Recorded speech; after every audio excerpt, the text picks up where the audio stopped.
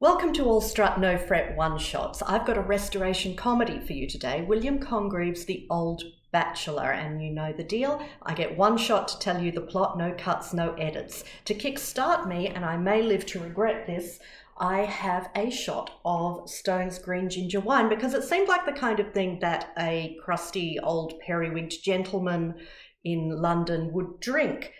So let's see how that goes.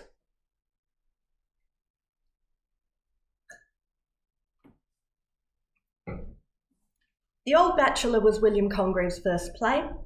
It was first performed by John Dryden's company in Drury Lane in 1693, and it actually has 4 strands of plot. None of them are overly complicated, so it can seem like there's too much to keep track of, but that's just because there are 4 stories going on that intersect somewhat. The plots themselves are actually reasonably simple. And you're going to meet a lot of stock character types here, so I'll try and explain those as I go. The scene opens on our 2 main protagonists, the rakes, Vainlove and Belmore. So a rake is a posh man who likes shagging more than he likes morals or propriety. In this case, we have Belmore, who just adores all women and will get as much as he can wherever he can and be delighted by it. Then we have Vainlove, who enjoys the chase, but is put off if ever he finds his quarry too easy to run to ground. You can see that these 2 are also exhibiting aptronyms. That is a really common device in restoration comedy, where you give someone a name that tells you something about who they are or what their personality is or their function in the play. So Vainlove has some letters to show Belmore, and he has one that he doesn't mean to show him, but he accidentally does, and then the one he does mean to show him. But that's really just a mechanism for introducing the first 3 strands of the plot. First strand: Vainlove has an ex-girlfriend called Sylvia. She's a lovely girl, but she came on too strong, and so he ran for the hills. Belmore seduced her on the rebound, thus ruining her forever in society's eyes.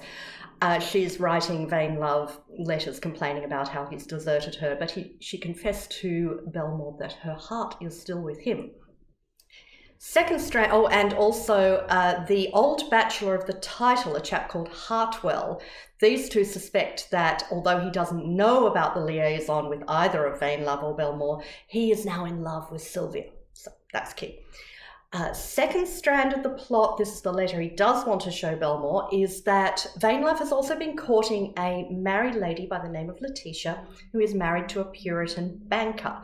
She has written to him to say that her husband will be out of town and has arranged for a pastor to come and read to her. So if Vainlove were to clothe himself in the manner of said Puritan pastor, he will gain access to her house and thus to her. Now, Vainlove's not interested now because she's made it too obvious that she wants him, so he's going to set Belmore in his place. So that's plot 2.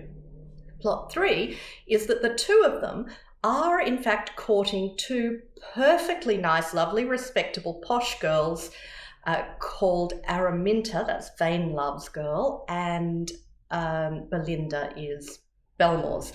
And they like them because they're playing hard to get and they have excellent fortunes. So that whole first scene is just to set up those 3 strands, and Vainlove leaves, and a chap called Sharper shows up. Sharper is there to make cynical comments and kind of be on the take. It looks like he's a little bit more short of money than the others who seem to be rolling in it. And shortly after, Hartwell himself shows up, the old bachelor. And the 3 of them stand around talking about their relationships and making a whole string of misogynist jokes, some of which are reasonably witty. Then Hartwell sees 2 other gentlemen off stage and says, "Oh, don't want anything to do with them," so he leaves. And Belmore explains to Sharper that the people that he's seen are 2 more stock character types. The fop, so a fop is a very powdered and overly fashionable and overly fastidious and foolish upper crust gentleman. In this case, his name is Sir Joseph Whittle. And the other one is the braggart captain stock character type. So that is the soldier who has never actually seen a war but will tell you how well he did in them anyway. And in this case, his name is Captain Bluff. They're still off stage.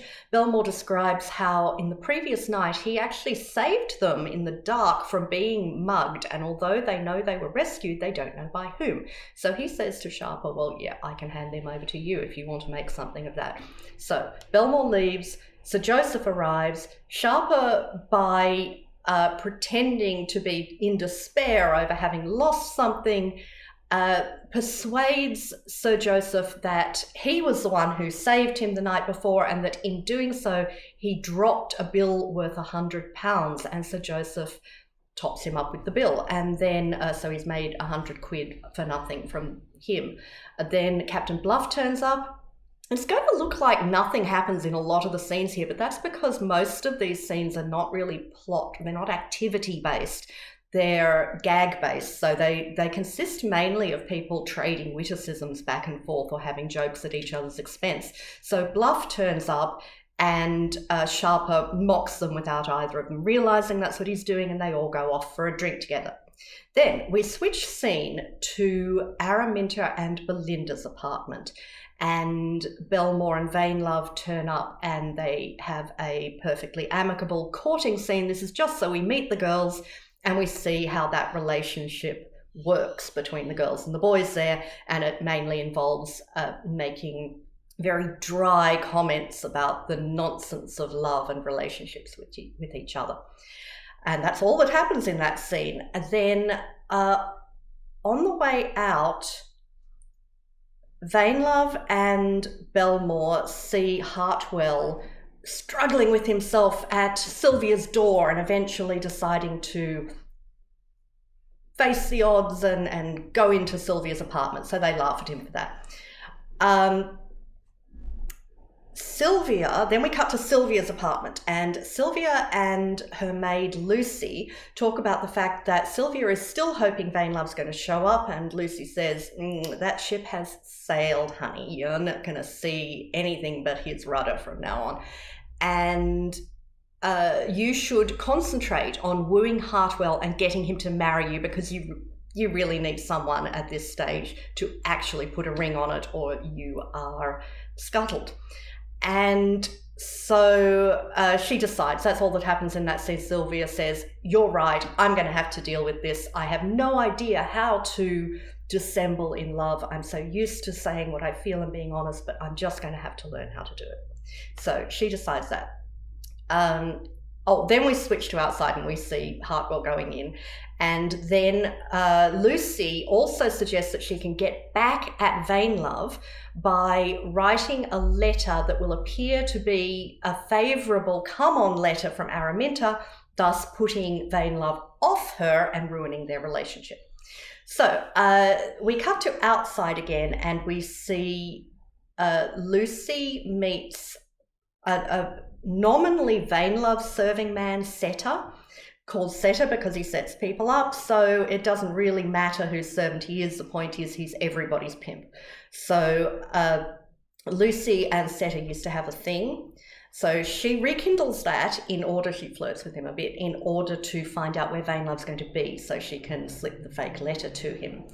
And that's all that happens there. So they then exit, and Sir Joseph and Captain Bluff come on, and Bluff is furious with Sir Joseph for parting with money so easily and says that he's going to beat Sharper soundly if he sees him. And then, of course, Sharper shows up and ends up beating Bluff instead, because that's how the braggart captain character works. So Sharper beats them, and then we cut back into Sylvia's apartment, and Hartwell has arrived. And Sylvia persuades him he wants to just keep her as a mistress. She is very unhappy with that idea, unsurprisingly. He doesn't have that much going for him except his pocketbook, so I don't know why he thinks he should be able to get away with less. But she does persuade him to agree to marry her because he really does have it bad. So we finally get to the fourth plot. So yes, we finally get to, the plot strand about the Puritan banker and his wife. Restoration comedy relies a lot on jokes about cuckoldry, the idea that most men's wives are cheating on them, and that's the full extent of the joke, how that might come about. So we see Fondlewife farewell his wife on the street before he goes away and talk about how terribly jealous he is, but he is sending the pastor around to keep her occupied with higher thoughts of the Bible. So he's going to read for her. In that same scene, we see Vainlove show up and get slipped the letter, and it works exactly as Lucy expected. He thinks Araminta is now casting too favourable an eye on him, and he no longer likes her. He explains this to Sharper, and Sharper thinks he's an idiot, but what can you do? So then we go into Fondlewife's home, where his wife is remaining, and Belmore shows up and she's expecting Vainlove. Hang on, it's not Vainlove, but oh, he seems to be a handsome, strapping chap, so I guess he'll do just as well. And off they go. He's, I'm terribly taken with some kind of fainting fit, overwhelmed by your beauty. Can you show me somewhere I can lie down?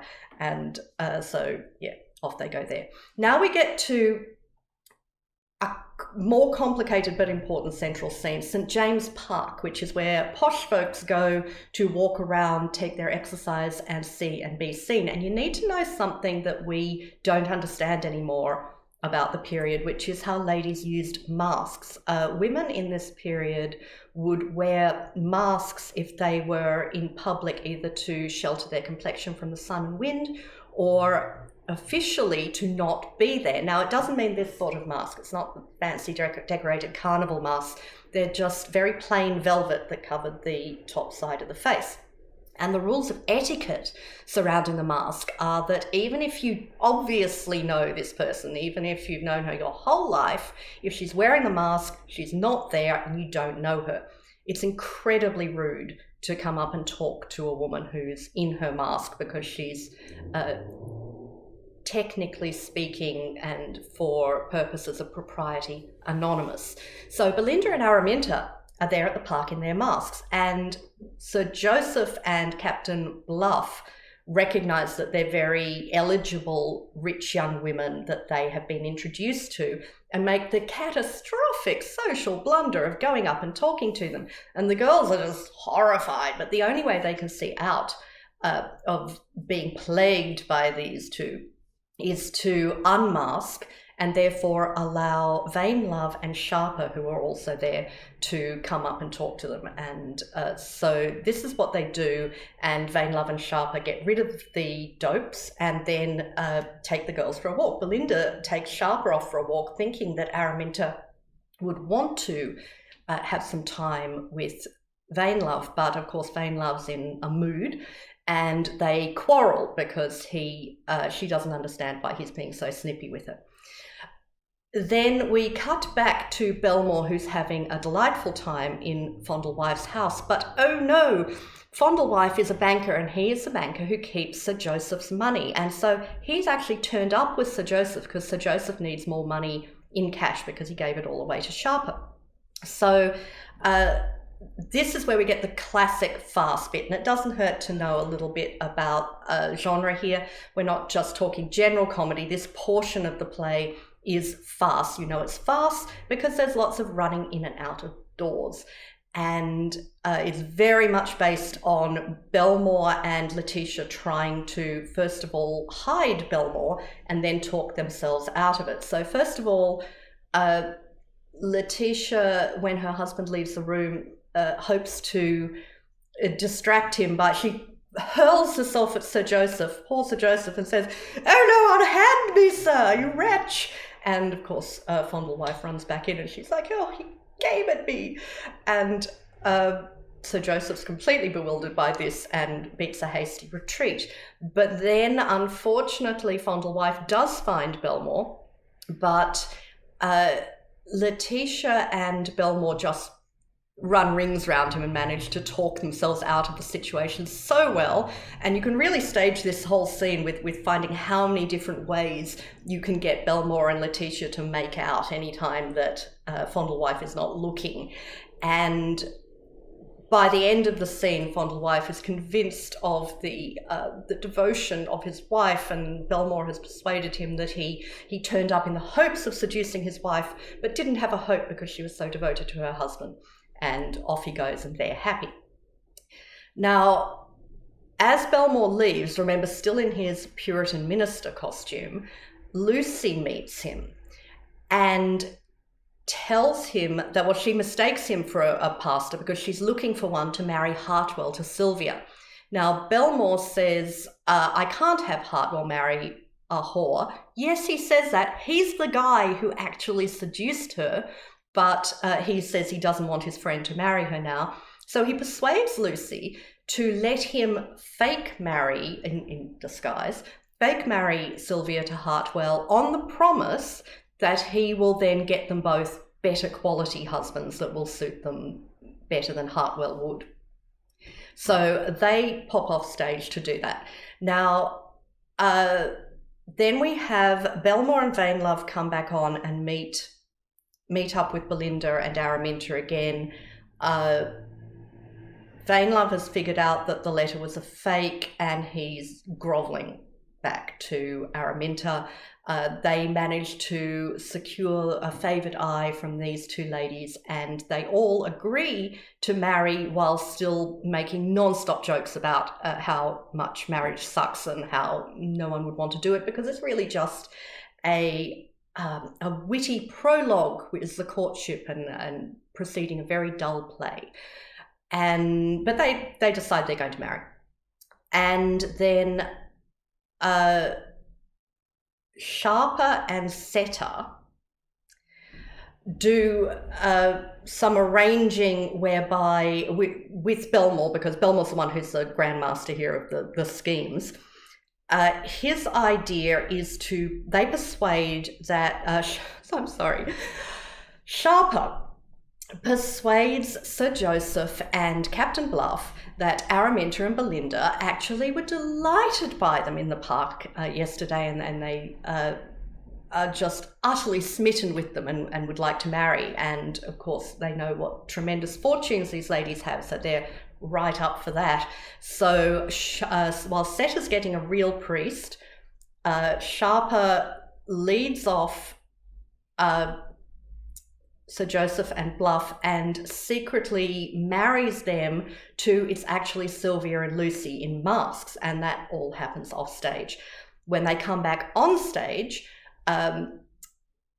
Sir Joseph and Bluff are terribly pleased with themselves because, well, first of all, Vainlove and Belmore ask Araminta and Belinda to put their masks back on. So they're standing there masked.